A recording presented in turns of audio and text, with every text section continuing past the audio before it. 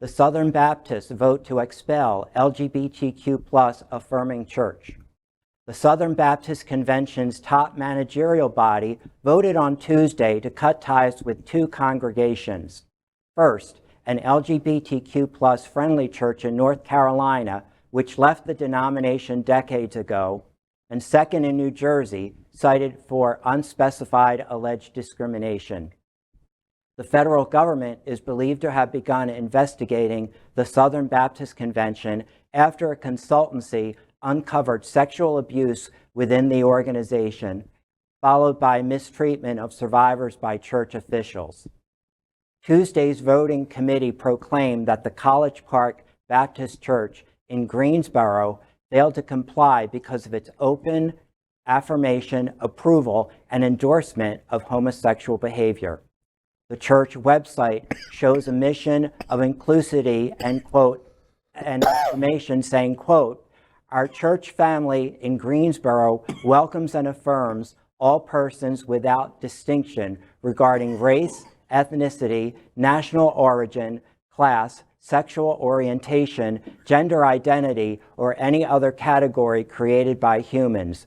We are an inclusive, fun faith community where persons from all walks of life feel comfortable worshiping and working together to bring Christ's love to the world, doing the best we can and trying not to embarrass Jesus too much," end quote. Baptist congregations are self-governed. That means the Southern Baptist Convention can't force churches to submit to their policies. However, as per the news by Associated Press, they can classify them as not being in, quote, friendly cooperation. And once again, the church decides to shove their morality down other people's throats. And I don't know. I think it's extremely important that communities of faith reach over the aisle and show support of different communities. When you isolate or discriminate against one community and people feel isolated or they feel like they can't be themselves, you are kind of going against the principles that you say you live by. So I would love to see less hypocrisy in these spaces where they claim to be for all people, because it's extremely conditional, and it's also, we don't need exclusion in this day and age. A lot of people still have a healthy relationship with spirituality and religion, and they deserve to have a space and a place wherever they choose to go. Absolutely, absolutely.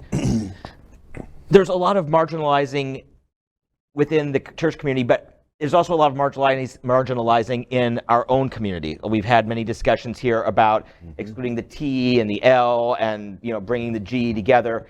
How can we continue to fight this? Because we're at a church right now. We are at a church that unfortunately is the exception and not the rule. And by the way, I love that this one church, they're like, oh no, we said girl bye like decades ago. They just haven't been having it yet. The Southern Baptist Convention decided to come back and say it anyway. How can we pull together spiritually as a community, because to link the L and the G and the B and the T?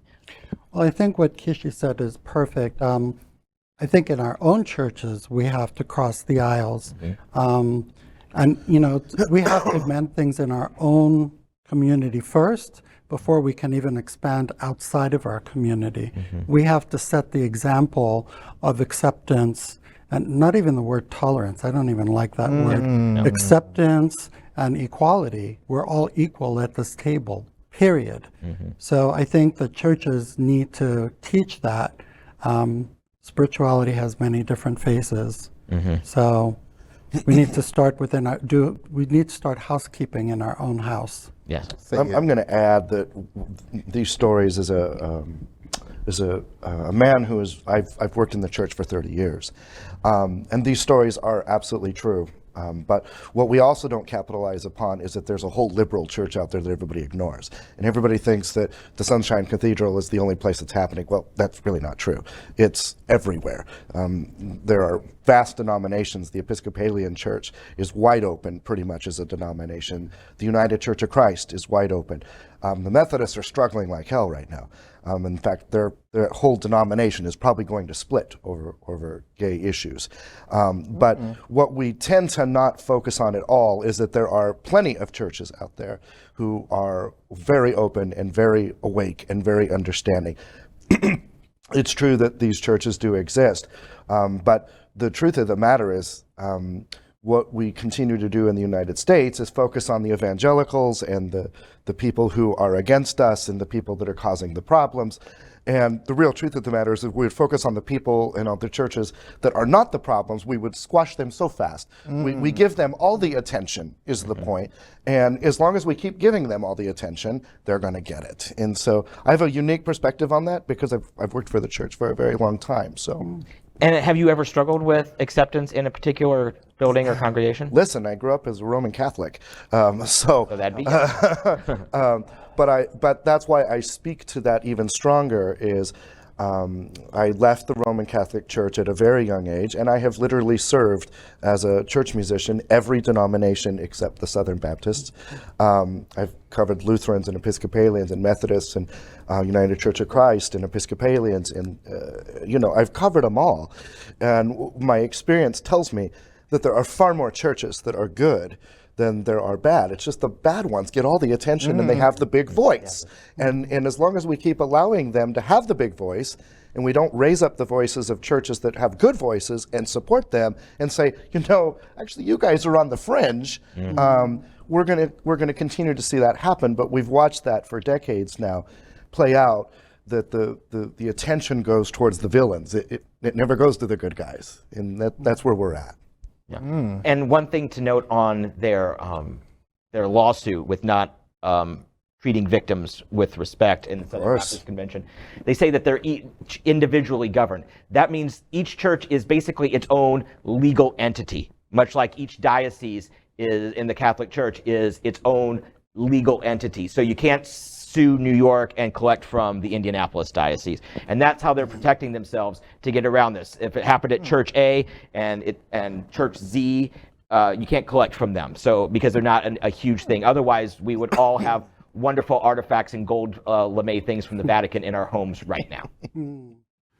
LGBTQ+ news is vital for our community and for the broader world as a whole. We have enough enemies at Fox News. Tucker, Sean, and Laura are loud. We need passionate allies. Happening Out Television Network, Queer News Tonight, and It's Happening Out are literally out of the closet and into the headlines. Our community needs your support. Like this broadcast and subscribe now to ensure the growth of the entire LGBTQ+ community.